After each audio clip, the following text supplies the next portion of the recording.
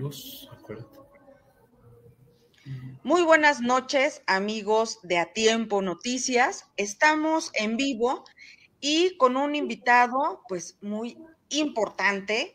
Me da mucho gusto saludarlo. Es el Monseñor Juan de Dios Olvera Delgadillo. Él es presbítero, es sacerdote de la Arquidiócesis de México, doctor en Teología Dogmática por la Pontificia Universidad Gregoriana y, bueno, también encargado de la formación permanente del clero y fue canciller de la Arquidiócesis de México de 2004 a 2011, canónigo de la Basílica de Guadalupe desde 2017. Me da mucho gusto saludarlo, Monseñor, y tenerlo aquí en A Tiempo para hablar de un tema muy relevante que yo creo que debe interesar a todos los católicos y también quienes no son católicos, porque lo cierto es que la Iglesia Católica está atravesando por un periodo pues bastante crítico, ¿no? Hay mucha confusión, división, y pues de eso se trata un documento que usted ha publicado en el Universal, el diario El Universal, y me gustaría que pues usted nos hablara sobre este documento, qué significa y pues qué alcances tiene.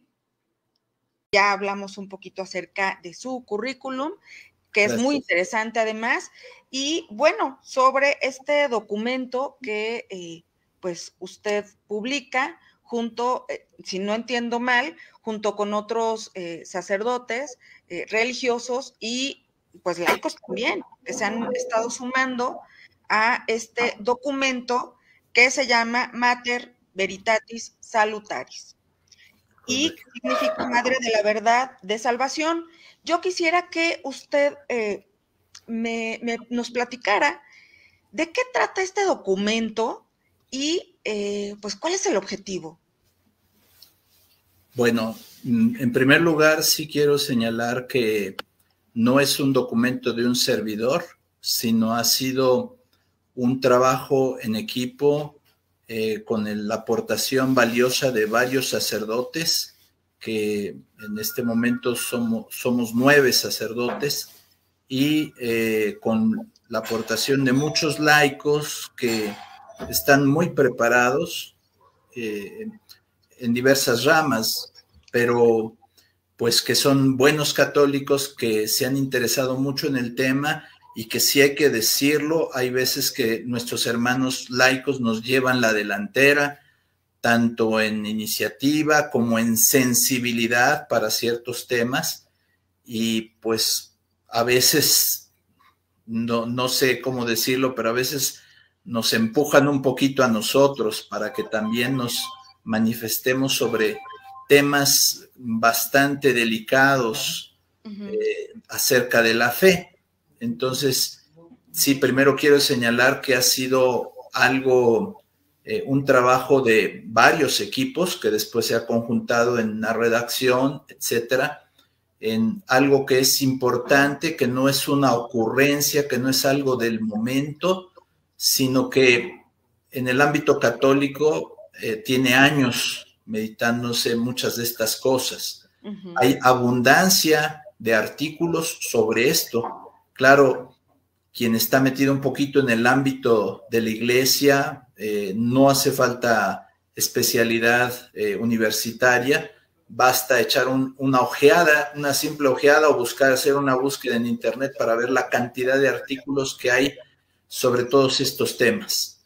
Y el objetivo es el nombre de la declaración, es Virgen Santísima de Guadalupe, Mater Veritatis Salutaris, Madre de la Verdad de Salvación, porque precisamente el objetivo es exponer, no de manera controversial, desgraciadamente muchos toman esta situación para hacer una controversia, un enfrentamiento, cuando la verdad no necesita ser enfrentada ni se gana por mayoría de votos ni nada de esto, sino es por la misma verdad que Dios nos ha dicho acerca de los temas que ahí se tratan en la declaración, ¿verdad? Monseñor, pero ¿nos podría esclarecer de qué va este documento, contra qué está o a favor de qué está o de qué trata? Sí. Para la gente que no lo haya leído. Sí, bueno, en primer lugar sí recomendaríamos que tuvieran un poquito de paciencia y serenidad para leerlo atentamente, porque pues sí se da mucho el caso de que se habla mucho de memoria, e invitaríamos a leer atentamente lo que es este documento y también lo que está publicado en la página que está ahí apareciendo. ¿Por qué? Porque ahí vienen ciertas aclaraciones, ciertas comunicaciones que nos iluminan para el que se interesa, ¿verdad? Claro, yo ahorita hago un pequeño resumen que es precisamente el darnos cuenta de que por una razón u otra se está como olvidando y un poquito traicionando lo que sería la verdad pura de salvación. Muy concretamente, por ejemplo, en el tema de los, que así se dice en el ámbito de la iglesia, no es que sea así con precisión, ¿verdad? Los divorciados vueltos a casar, pues hacen alusión a que es divorcio, como si fuera divorcio, que no existe el divorcio en la iglesia, como si fuera divorcio eclesial o eclesiástico, y después un nuevo matrimonio, como si fuera eclesiástico, cuando tampoco existe un nuevo matrimonio en la iglesia. Sería una unión que puede ser desde la unión libre, unión civil, etcétera. Y el punto de decir, bueno, se puede legitimar esa unión ante Dios y por lo tanto conceder el acceso a los sacramentos sin mediar un arrepentimiento o un decir, dejo esto y regreso con mi legítimo esposo, mi legítima esposa, o no regreso, pero no tengo un nuevo matrimonio, ¿verdad? Porque no es permitido. Esto es, Cristo lo dice muy claramente en el Evangelio, ¿verdad? Si alguien repudia a su esposa y se casa con otra, comete adulterio, ¿verdad? Claro. Y viceversa, ¿verdad? También si una mujer se separa de su esposo y se une a otro, comete adulterio, lo dice muy claro Cristo. Y otra acotación que sirve es que esta declaración es un diálogo no, diríamos, indiscriminado, sino es un diálogo precisamente al interno de la Iglesia Católica, internamente, de creyentes, para entendernos, para decir, estamos o no alejándonos de la fe católica. Entonces, no es un diálogo así, digamos, indiscriminado, sino es precisamente entre católicos para discernir la fe católica. Bien. ¿Qué otro punto es como importante que los católicos y los no católicos también conozcan de este documento que ustedes han publicado, además de pues esto que nos ha comentado de los divorciados vueltos a casar? ¿Qué otro punto es interesante ahí? Bueno, otros dos puntos que ahí se han señalado es precisamente la realidad de que dentro de la fe de la Iglesia Católica, y sin expresarlo nunca de manera despreciativa, sino al contrario, con el amor que nos da transmitir la verdad que Cristo nos ha transmitido, pues la cuestión de si dentro de la Iglesia Católica sería lícito impulsar o no las uniones tipo como pareja de homosexuales. Repito, no entramos al debate civil, a un debate político, no, solo dentro de la misma Iglesia Católica, dentro de los creyentes, hacemos alusión a que la palabra de Dios, expresada por ejemplo en la Carta a los Romanos, nos dice claramente que no podría ser un camino de salvación el formar una pareja homosexual, no es un camino de salvación. Entonces, esto es uno de los puntos que tomamos y que expresamos, porque tal pareciera que ahora ya se dice como si fuera muy normal, esto puede ser así. A lo mejor si me lo dijeran a mí como un ser humano, pues expresaría mi sí, mi no, mi estoy de acuerdo, no, pero no, aquí está de acuerdo esto con la palabra de Cristo y vemos que no aprueba ese como un camino de salvación. Y lo mismo, dígase lo mismo porque alguien puede decir, nos discriminan, nos estigmatizan, etcétera. Primero, es un diálogo desde la Iglesia Católica dentro, no estamos yendo hacia afuera, etcétera. Claro. Primero. Segundo, algo importante, todos tenemos algo de qué convertirnos. Yo mismo tengo algo de qué convertirme y todos absolutamente diario hacemos nuestro examen de conciencia para decir, no estamos diciendo los únicos que están mal son estos hermanos, no, de ninguna manera. Yo estoy mal, tengo que corregirme, tengo que convertirme y eso es diariamente. Si alguien dice yo quiero tener otra esposa o varias esposas, no es camino de salvación, te tienes que corregir. Si alguien dice yo tengo la tendencia a robar, no es camino de salvación, te tienes que corregir. Yo tengo la tendencia a las adicciones, no es camino de salvación.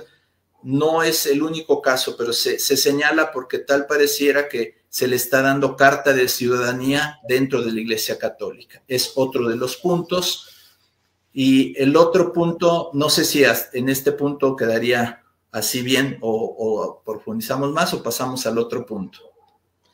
No, está bien, pero a mí me llama la atención hacia dónde va dirigido este documento, contra quién o qué es lo que se pretende. Es decir, esto que usted habla acerca de los matrimonios vueltos a casar, pues yo lo comentaba ahorita, pues que no sé, me hace pensar en la exhortación que hizo el Papa Amoris Laetitia, pero no sé si sí tenga que ver con esto o sea alguna otra la razón por la que ustedes están señalando pues estos hechos, ¿no?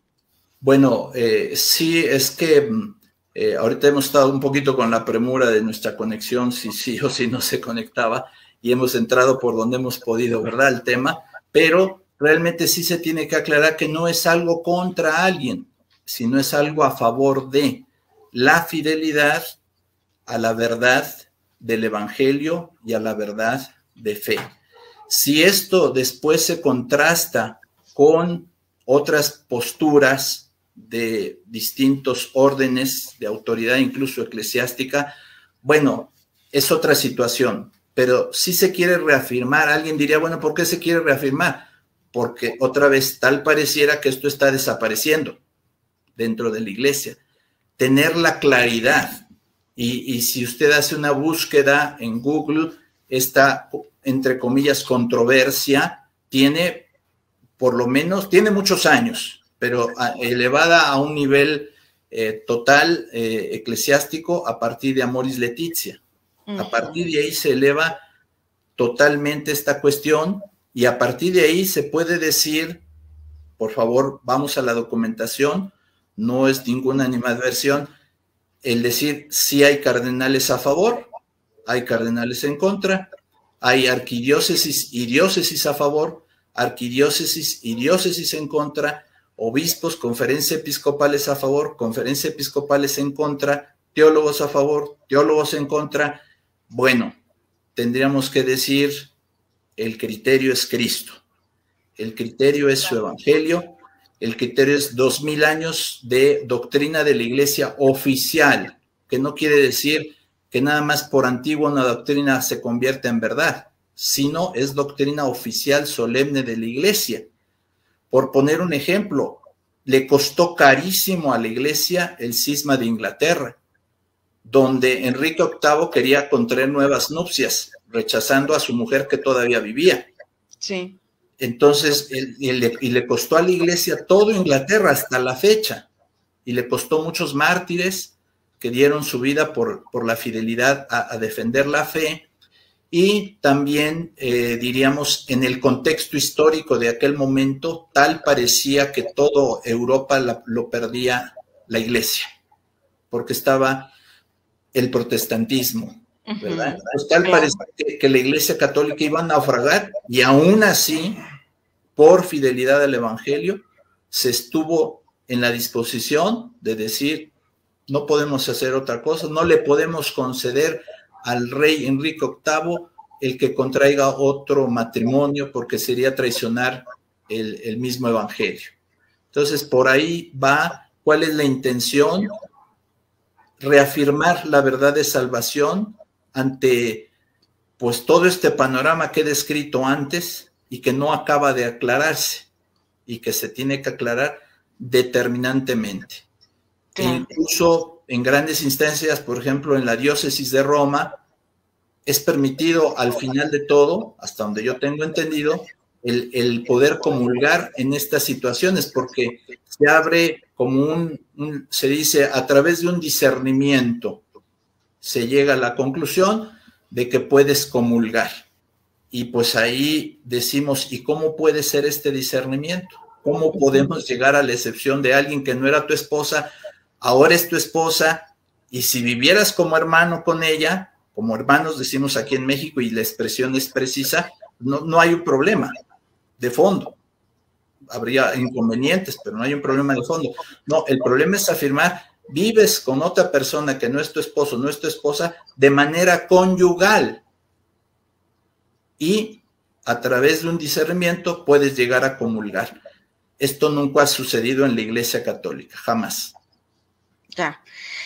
A ver, este hecho de que en algunas iglesias, algunos sacerdotes den la comunión a estas personas que están divorciados o que, bueno, se separaron de su esposo o esposa, esto lo hacen como de manera unilateral o a lo mejor interpretando mal quizás esta exhortación de Amoris Laetitia, porque yo no encuentro ahí alguna parte dentro de ese documento que hable de esto, que lo diga tal cual, que pueden comulgar. ¿De dónde sale todo esto?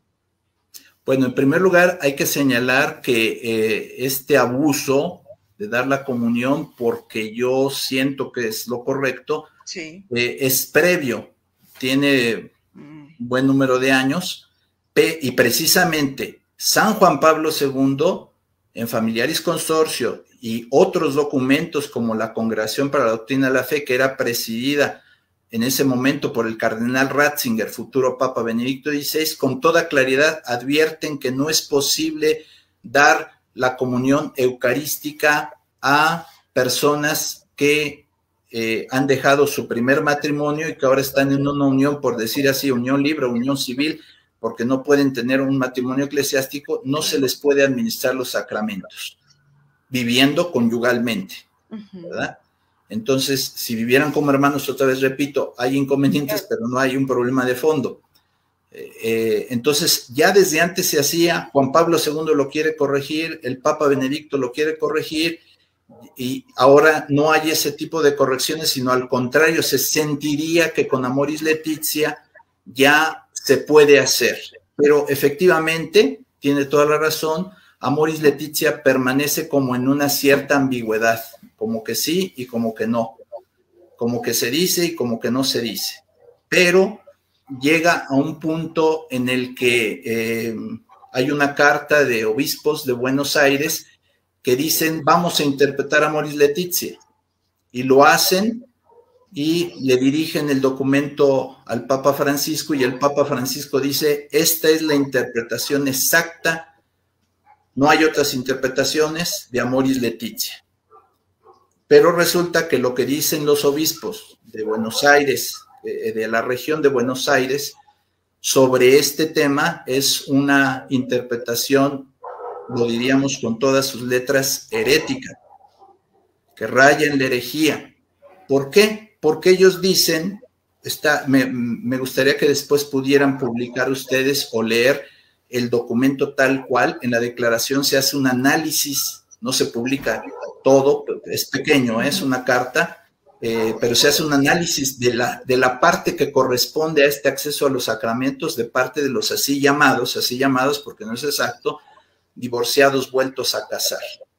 Y allí se expresa cómo se dice que si ellos no pueden vivir la opción de la continencia, que ahí empieza un lenguaje ambiguo porque no es una opción, tendría que ser una exigencia, ¿verdad? Si no pueden vivir esta opción de la continencia, que de todas maneras, no obstante, usan estas palabras, el documento está en español, tiene esa ventaja para nosotros, no es que lo estemos traduciendo ni nada, no obstante, se puede realizar un discernimiento que en determinadas circunstancias,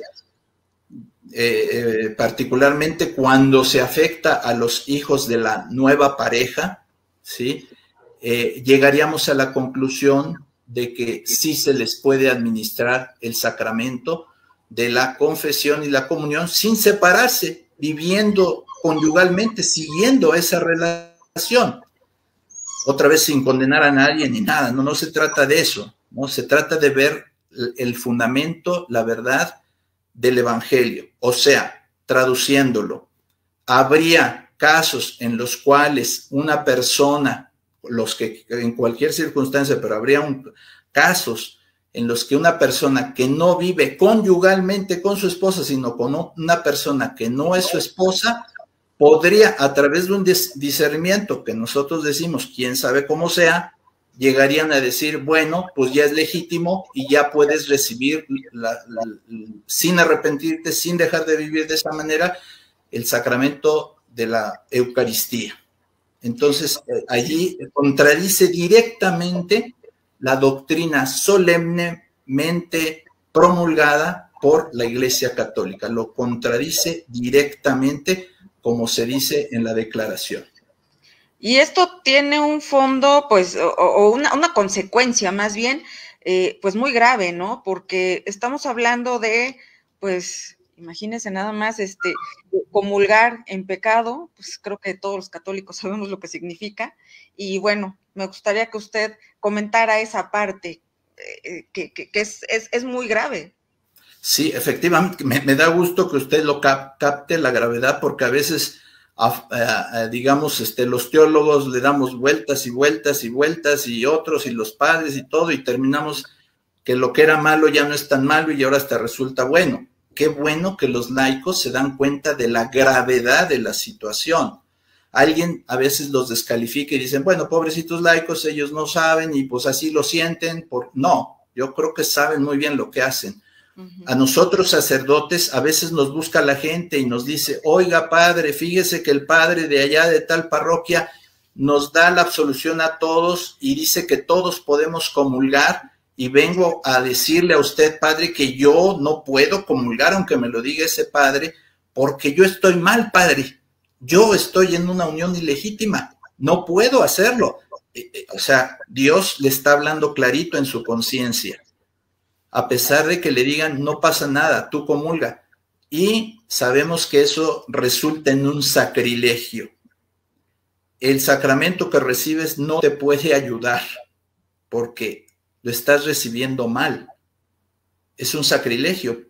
De ahí se inventó un poquito la cuestión de la comunión espiritual, es decir, estás impedido de recibir la comunión así. Bueno, haz una comunión espiritual que no significa que recibas el cuerpo y la sangre de Cristo, sino que le dices a Dios, Dios mío, estoy mal, tú que eres todopoderoso y misericordioso, ayúdame que en algún momento de mi vida, antes de mi muerte, pueda librarme de todo pecado y acceder a la Santa Comunión.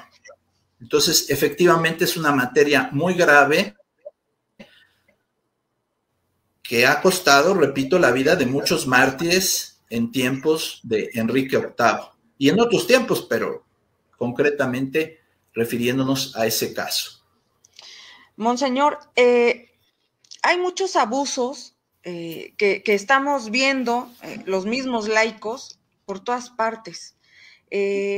¿Cómo acabar con esto? Porque usted acaba de mencionar uno de estos abusos, que es pues que prácticamente el sacerdote obliga a todo mundo a comulgar. Y como este caso hay un montón más, como por ejemplo los sacerdotes que invitan a los fieles a subirse a donde se está celebrando la misa y cosas así, ¿no? Y tomar la hostia con la mano y demás. Son muchos de estos casos, sin mencionar también, por ejemplo, los sacerdotes que pues hablan a favor de las uniones homosexuales. Hay sacerdotes incluso que hasta se han dicho que son homosexuales. ¿Cómo terminar con todo esto? Ustedes, bueno, están haciendo una parte, ¿no? A lo mejor pequeña, no sabemos qué consecuencias pueda tener este documento, pero ¿cómo encarrilar todos estos abusos, todas estas, pues sí, usted lo dijo, herejías, ¿no? Para volver al camino correcto. Bueno, en primer lugar, distinguir, cuando se habla de herejía, no, tiene un sentido técnico, que es ser infiel a una verdad de la fe, decir una cosa distinta de lo que es una verdad de fe aprobada, declarada, definida por la Iglesia Católica como algo que no es negociable. Un ejemplo, por ejemplo, cuando se dice Cristo es Dios, Dios de Dios, luz de luz, Dios verdadero, o sea, la divinidad de Cristo no es algo negociable, no es algo que se pueda discutir. Si no estás con esa verdad de fe, estás fuera de la iglesia. Esto que estoy diciendo no lo digo yo, eso siempre se ha dicho en la iglesia, siempre se ha dicho así.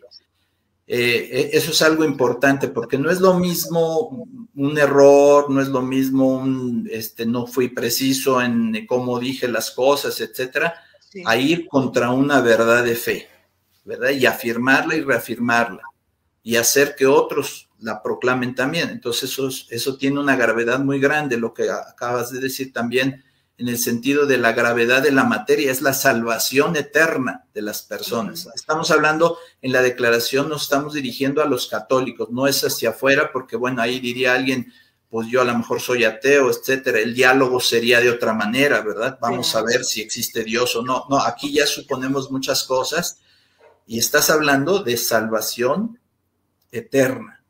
Entonces, un campo muy pesado, no es un campo teórico, no estamos en el campo de las dogmaticidades para decir sí o no, mira, tecnicismos, no, es un campo muy concreto, pastoral, de millones de personas, ¿verdad? Bueno, ahora se decía, bueno, ustedes hacen su parte, sí, nuestra parte es dar testimonio con la fuerza de la verdad. ¿Se hará caso de esta declaración? ¿No se hará caso? ¿Se le ahogará? ¿Se le marginará? No sabemos, hacemos nuestra parte, creyendo que si es gracia de Dios, solito va a salir, sin nosotros.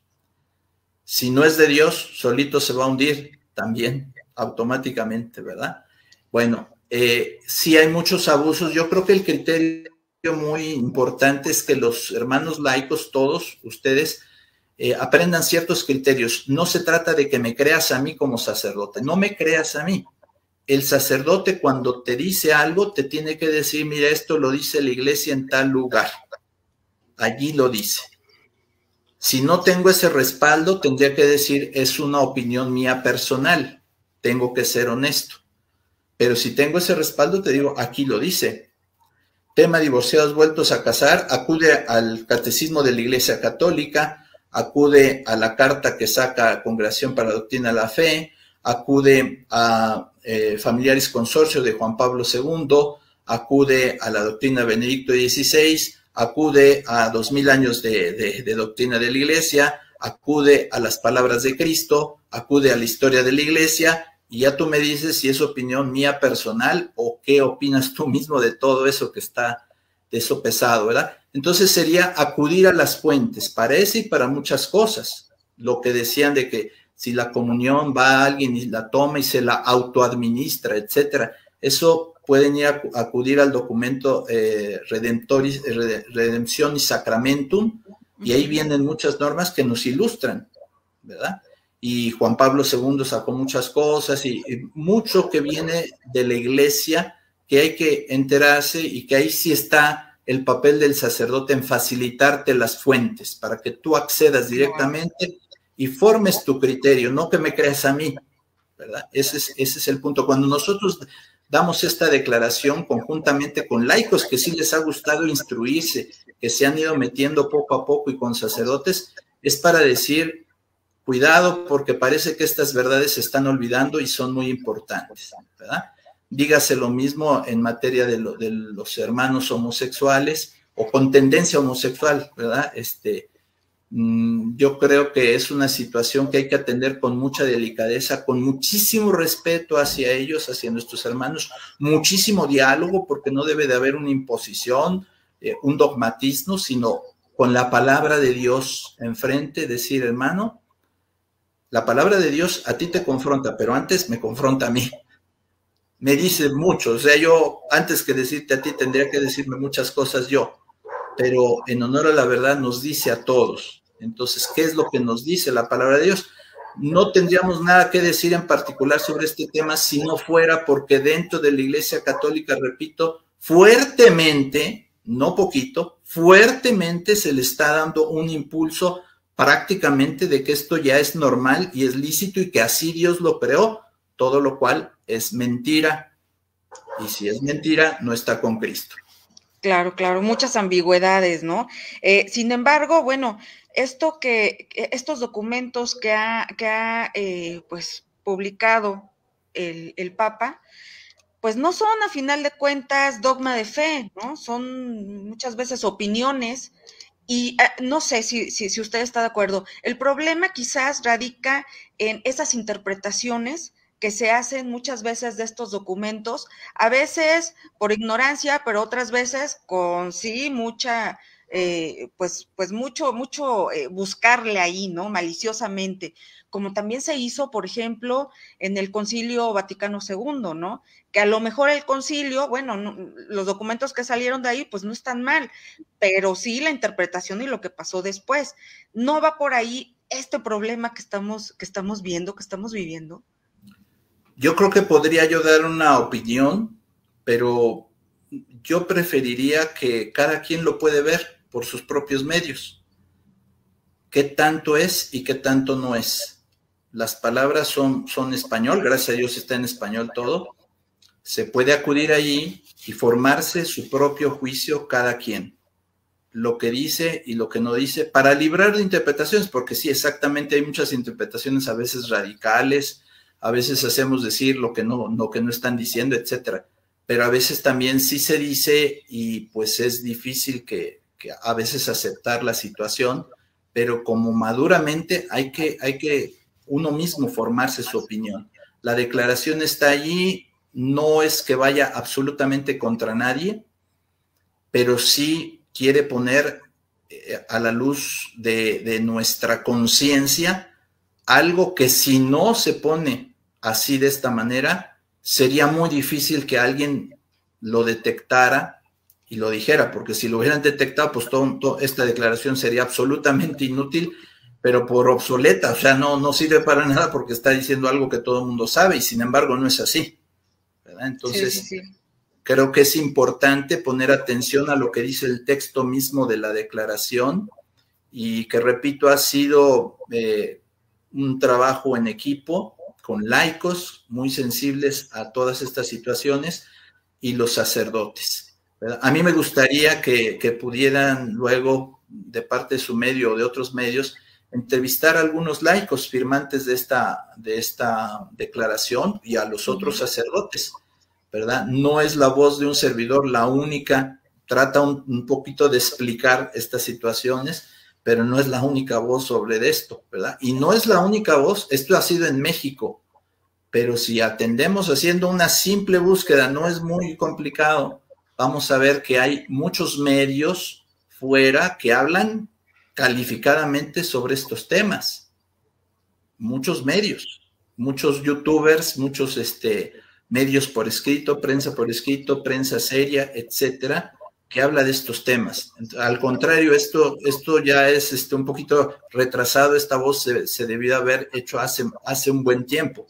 Por prudencia siempre uno espera, bueno, mejores tiempos, mejores momentos, pero llega un momento en que esto puede resultar inaplazable, porque así como alguien pensaría todo se va a componer, a lo mejor la realidad apunta a que todo se va a descomponer. Y entonces a veces es el momento de hablar. Claro, y bueno, ahorita que usted habla de medios de comunicación, pues también hay que ser sinceros y decir las cosas como son. Muchos de estos medios de comunicación están abonando a que se tergiverse el mensaje y abonando también a una división que si ya de por sí la había, pues ahora es tremenda. O sea, hay youtubers, hay canales de YouTube que de verdad dan pánico porque están confundiendo de una forma a los laicos, a la gente, tremendamente. Y muchos católicos creen todas esas versiones y entonces estamos, pero así, ¿no? Yo creo que como pocas veces. Y no hay una voz que se levante como para decir, a ver, tranquilos, la cosa es por aquí.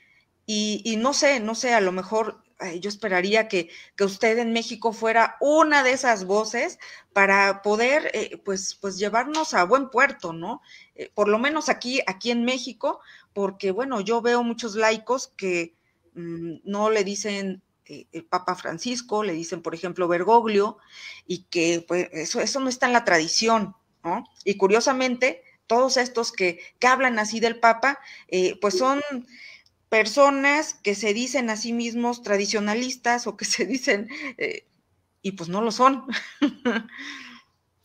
Sí, bueno, yo pienso en primer lugar que debe de haber un diálogo sereno, de verdad sereno. Considerar el texto de la declaración con seriedad y hasta en oración para llegar a una realidad.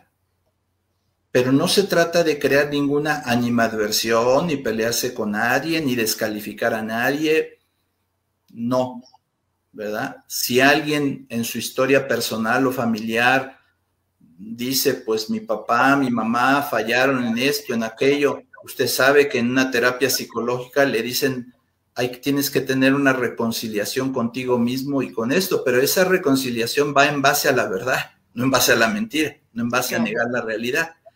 Lo primero es esa consideración en oración y en serenidad de lo que dice el mismo texto de la declaración, ayudado quizá por los documentos que están ahí publicados en la misma página de internet, para comprender bien y, diríamos, madurar ese pensamiento y tomar una postura realmente madura de fe, donde incluso si descubrimos una cosa u otra, no tenemos que tener animadversión contra nadie, ni encono contra nadie, ni querernos pelear. Hay que asumir la verdad de Cristo. Eso es lo importante. Ahora, tener un punto medio en todo esto, bueno, se trata de decir la verdad. Decir la verdad. Yo creo que lo que Cristo nos ha dicho, la verdad los hará libres, o todo aquel que es de la verdad escucha mi voz, como lo dice ahí algún comunicado y la misma declaración, ¿verdad? Nos lleva al camino exacto, la verdad. Después de ahí, tener la actitud de caridad, pero la verdad no puede faltar en todo esto. No podríamos construir una caridad en base a una falsa verdad. Si se dice la verdad, yo creo que estamos en la misma línea de Dios. Y si resulta un camino difícil, a veces la verdad, con la oración, con la caridad, podemos superar las cosas. Pero tener esa serenidad y esa madurez, y eso creo que lo da un espíritu de oración, ¿verdad? Entonces, y claro, en este diálogo a veces se respetan posturas un poco radicales, respeto hacia la persona, pero tratando de hacer un puente y decir, a ver, esto no va por aquí, esto no va por acá, sino va por la línea de la verdad.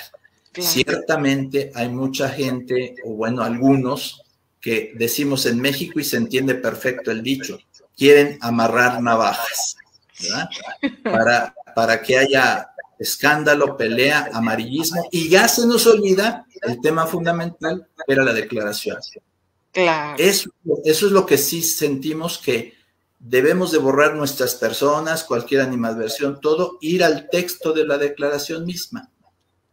Allí nada más centrarse en lo que se trata de decir allí, verdades.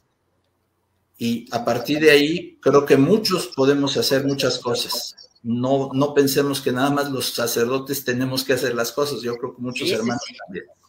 Sí, yo creo que es obligación completamente de los laicos prepararnos y conocer de verdad nuestra fe, nuestra religión, porque pues de todo esto derivan todos estos problemas que ahora tenemos, ¿no? De tanta confusión, pero es por eso, por muchas veces desconocer las cosas. Yo le quiero preguntar, monseñor, ya para finalizar esta transmisión, ¿cuál va a ser el siguiente paso que ustedes den, además bueno, este documento, que yo invito a la gente a que lo lea? ¿Qué es lo que sigue? Porque no creo que se pueda quedar nada más así en el documento y ya. Bueno, me hacen una pregunta que no sabría responder porque pues está en la providencia de Dios. Yo no sé si el día de mañana vivo, no sé, o sea, y tampoco hay un plan. Esto no ha sido un plan, sino dar testimonio de la verdad. Y que sigue, no, de verdad lo digo, con sinceridad, y lo he dicho en otros foros, es la providencia de Dios la que nos va a decir las cosas. No creo que vayamos a ser objeto de aplausos, me parece. Consecuencias negativas parecieran venírsenos encima muy fuerte y muy pronto, pero muy fuerte y muy pronto. Porque cuando hay ese amarrar navajas, pues sí se dice, tú estás en contra de esto y en contra de esto, y entonces muy mal para ti, etcétera. Consecuencias muy concretas, no agradables.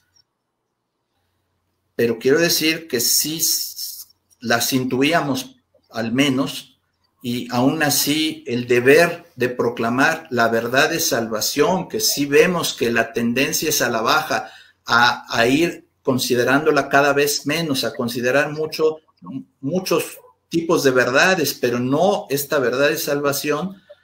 Con esto lo que se quiere decir es, esta verdad es la que te salva, esta verdad de fe es la que te salva, y si la abandonas vamos a extraviarnos. Y no importa, diríamos, quién dice o no dice las cosas, sino que es un camino que no es de salvación. Entonces, ¿qué sigue? Realmente no hemos hecho una estrategia. Los hermanos laicos a veces, pues algunos son profesionistas y dicen, yo puedo hacer una estrategia de medios, una estrategia, pero realmente no tenemos una estrategia, porque es simplemente decir la verdad, decir el evangelio. ¿Y qué sigue esto? No, de verdad no lo sabría. Lo que sí tenemos claro es que queremos dar testimonio de esta verdad de salvación y de esta verdad que es el evangelio. Y que si la toman muchas personas, nosotros, creo todos los que hemos participado en este proyecto, pues nos vamos a sentir muy contentos, ¿verdad? De decir, sí se reafirmó la fe, no se perdió ante la tendencia muy fuerte a perderlo. ¿Qué sigue? Yo creo que nos lo va dictando el caminar, ¿verdad? No tenemos un proyecto hecho. En este momento aclaro, porque hay gente que dice, están juntando firmas. Seríamos muy ingenuos y muy tontos si pensáramos que esto es un referéndum, que las cosas en la iglesia se solucionan con un referéndum, que la verdad es verdad si hay tantas firmas o no. Lo de las firmas, a mi entender, por el equipo que lo puso en la página de internet, que son fundamentalmente nuestros laicos, dijeron esto, pues ellos están muy en los medios de internet, y vamos a poner ahí quién es empático con esto, pero no, simplemente pues eres empático, tienes empatía, pero es un muestreo de muchas personas que piensan así y que no van a firmar, muchas personas que piensan en contra y que no se van a manifestar. Es simplemente un muestreo, pero para nada, absolutamente, es decir, vamos a juntar firmas para hacer algo. No, Sí. Las podríamos borrar todas las firmas, todas, incluso la de los sacerdotes, y decir, por favor, nada más consideren lo que es la verdad en el documento. ¿Es verdad o no es verdad? ¿Quién lo dijo, quién no lo dijo? Podemos olvidarlo. Sí.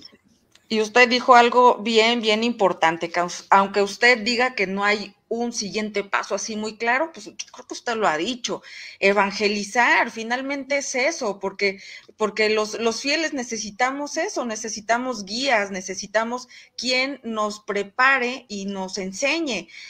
Yo por ahí sigo muy de cerca a un sacerdote, también es Monseñor Isidro Puente Ochoa, de Tijuana, y se dedica a eso, y todas sus homilías son eso. Muchas veces no retoma exactamente lo que dijo el Evangelio, o un poco sí, pero está catequizando, ¿no? Y a lo mejor esto que usted ha dicho, creo que sí sería como bien importante que los sacerdotes lo hicieran. Es que la misión del sacerdote es la misma misión, según el Concilio Vaticano II, del obispo. ¿Y cuál es la misión del obispo? A veces se confunde como que es organizar la diócesis, hacer un organigrama, hacer grandes eventos, etcétera. Igualmente para un párroco, yo he sido párroco prácticamente 20 años. No es esa la misión es la salvación. Y la salvación pasa por la reconciliación y por el perdón de los pecados y por la celebración de la Eucaristía y por la evangelización y por ilustrar tu conciencia y formar tu conciencia. Y qué bueno que un día tengas más armas espirituales tú que yo. Esa es la misión. La misión es transmitir el mensaje de Cristo que les transmitió a los apóstoles. Por eso la iglesia es apostólica. Claro. Si yo no transmito el evangelio que Jesús transmitió a los apóstoles y que les encargó que ellos lo siguieran transmitiendo, no cumplo con mi misión de salvación, ni de evangelizar, ni de transmitir la fe. La evangelización no es decir sean mejores, sean buenos, sean mejores personas, no son cursos de excelencia. La evangelización es infundir la fe en Cristo, Hijo de Dios, que nos ha dado el perdón de los pecados y por el cual podemos llegar y estamos invitados a llegar a la vida eterna, al cielo. Y eso pasa por una serie de exigencias que el Evangelio mismo nos da, como esto que hemos dicho, la vida en matrimonio, la vida santa en matrimonio, la vida santa en el celibato, en la virginidad para los consagrados, la vida recta en todos los laicos, etcétera, y las exigencias de la caridad y de atención a los pobres, a nuestros hermanos los pobres, los más necesitados. Pero sería un pésimo servicio a todos si traicionamos la fe. Les daríamos una nueva pobreza que cargar sobre sus espaldas. Ni siquiera son merecedores de la verdad de fe. Lo mínimo que podemos hacer es transmitir esta verdad intacta, tal como Cristo la dio. Enriquecerlos así, lo decía San Pablo. Ay, monseñor, pues le agradezco muchísimo, bien interesante la charla con usted y ojalá haya oportunidad de poder platicar en una siguiente ocasión, pues de cómo va todo esto y pues las novedades, ¿no? Que van a surgir de este documento y pues de tanta gente que está comprometida con esto que dice el documento. Con mucho gusto, siempre estamos dispuestos, aunque creo que también los otros sacerdotes están en la disposición y también grupos de laicos que podrían, para que los oyeran de viva voz. A lo mejor no expresan con un tecnicismo, con una sistematicidad, pero se entiende lo que ellos están viviendo, su fe. Yo creo que es también interesante escucharlos a ellos y el devenir de esta obra, pues se ha puesto en oración, los frutos en manos de Dios por intercesión de la Virgen Santísima de Guadalupe, que es patrona de todos los mexicanos. No podemos nunca negar esa relación de amor hacia la Virgen Madre y pues será lo que Dios quiera, más allá de nosotros mismos. Yo con mucho gusto, en cualquier momento también estoy para servirles. He estado muy contento con esta plática contigo, Alejandra, y pues disponible siempre. Muchas gracias, un saludo a todo tu auditorio. Muchas gracias, monseñor, le agradezco mucho y bueno, también agradecemos mucho a las personas que nos hicieron favor de acompañarnos, de escucharnos en esta hora y pues bueno, nos seguimos viendo. Muchas gracias y buenas noches.